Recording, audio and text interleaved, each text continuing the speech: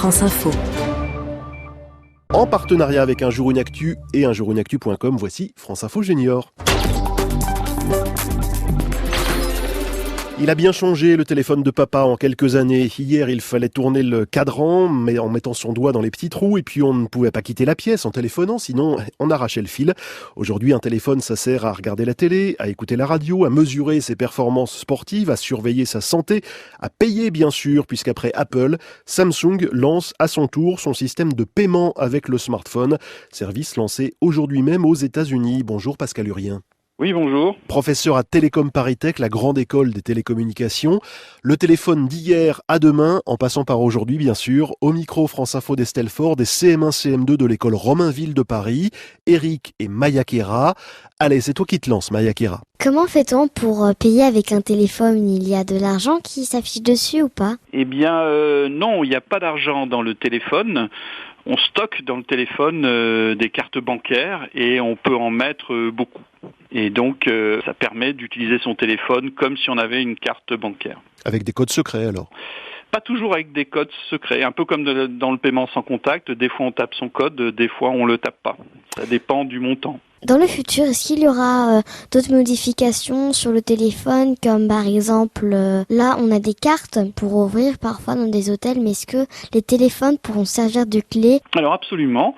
Il y a déjà une grande chaîne d'hôtels américaine qui est en train de changer les serrures de toutes ces portes d'hôtel pour que les clients puissent directement, quand ils réservent une chambre d'hôtel, charger leurs clés et ouvrir. Donc ça va être déployé dans des dizaines de milliers de chambres.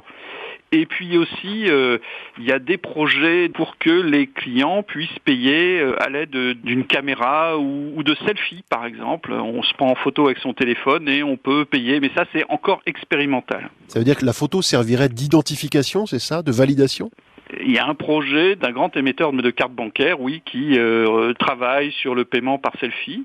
Mais il y a aussi un grand projet d'une enseigne comme McDonald's avec Google pour payer par reconnaissance à l'aide d'une caméra dans les fast-foods. Mais toutes ces techniques de paiement à l'aide de photos, c'est encore assez expérimental. Eric. Quand est-ce qu'on verra les hologrammes sur les téléphones? Alors ça existe déjà. Il y a un fabricant chinois qui propose des téléphones pour $850. Le premier téléphone à hologramme existe. Il y a aussi d'autres entreprises qui travaillent sur ces technologies et dans un avenir pas si lointain, on pourra avoir accès à des téléphones qui ont des hologrammes en 3 dimensions. On pourra interagir avec des images virtuelles. Oh, pardon, mais c'est quoi l'intérêt? C'est pour les jeux, je pense. Que, par exemple, sur le site du fabricant chinois, on voit des visioconférences où l'interlocuteur apparaît comme un hologramme qui sort du téléphone. C'est beaucoup plus réaliste. Pourquoi les téléphones du passé sont-ils bizarres? On est obligé de tourner pour appuyer. Alors autrefois, pour faire un numéro, on tournait une roue et en fait, chaque numéro, c'était équivalent à appuyer un certain nombre de fois sur un interrupteur pour couper et mettre la lumière. Par exemple, pour faire 1, il fallait ouvrir et fermer une fois, pour faire 2 fois et ainsi de suite. Donc on avait cette roue. On amorçait la roue, on la tournait, quand elle revenait en arrière, elle faisait les ouvertures et les coupures de circuits électriques comme on fait sur un interrupteur. C'est pour ça qu'on entendait des petits clac, clac, clac, on clac. entendait clac, clac, clac, clac. Et les gens expérimentaient, c'était un de mes grands jeux à l'époque où j'étais thésard, faisaient la même chose en appuyant sur le bouton du combiné avec le doigt. Si on était assez rapide, on arrivait à faire des numéros de téléphone à la main.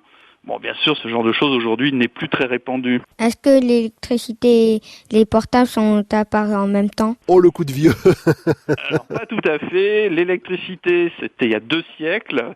Les téléphones portables, eux, ont à peine 30 ans. Ils sont à peine trentenaires. Est-ce que les téléphones portables est bon pour l'homme, pour les yeux ou pour la santé? Alors en fait, vu le nombre de téléphones portables en fonctionnement aujourd'hui, on sait que c'est pas vraiment mauvais. Mais il y a quand même des choses qui sont pas bonnes pour l'homme. D'abord, les téléphones, ça émet des ondes. Et les ondes, ça peut réchauffer le corps humain.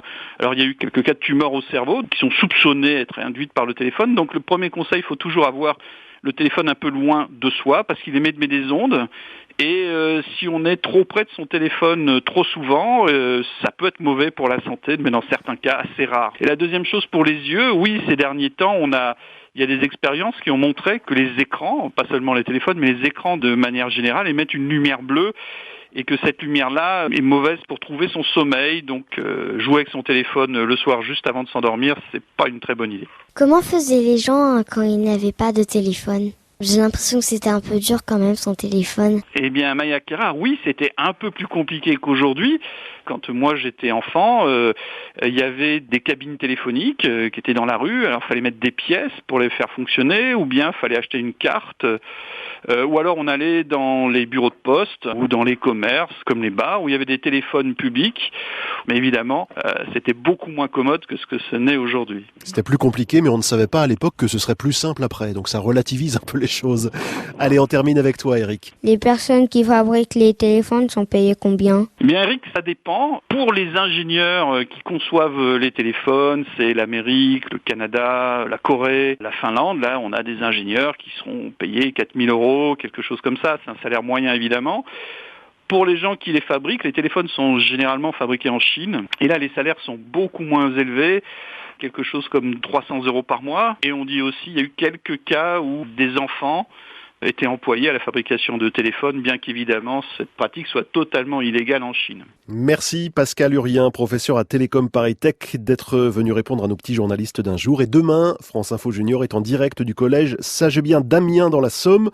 On suit l'avancement des travaux des collégiens qui planchent sur des solutions concrètes pour la planète, pour l'environnement, des solutions qu'ils viendront bien sûr remettre au gouvernement. Ce sera le 3 novembre à Paris et ça se passe à la Maison de la Radio. C'est un événement France Info.